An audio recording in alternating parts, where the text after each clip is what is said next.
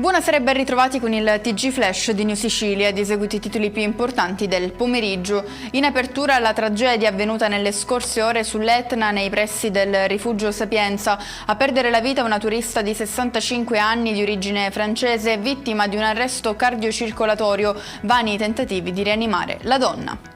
Continuano le indagini nei confronti degli individui appartenenti alla banda del Kalashnikov, fermati ieri con l'accusa di aver tormentato per mesi con reati legati all'estorsione le borgate e i comuni in provincia di Palermo. 8 di loro hanno scelto di non rispondere alle domande del GIP.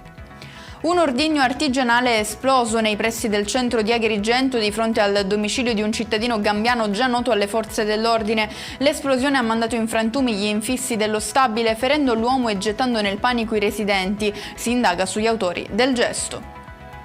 Resa nota la classifica Censis delle università italiane, che ad oggi vanta la presenza tra i grandi atenei della penisola anche di 2 università siciliane, quella di Palermo e quella di Messina.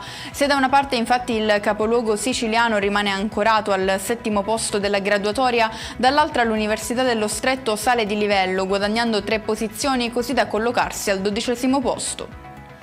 Chiudiamo con le previsioni meteo per domani. Prosegue l'ondata di calore che negli ultimi giorni sta colpendo la Sicilia. L'anticiclone africano torna infatti a rafforzarsi, causando valori elevati lungo le coste e nelle grandi città. Allerta rossa per rischio incendi a Messina, Ragusa e Palermo.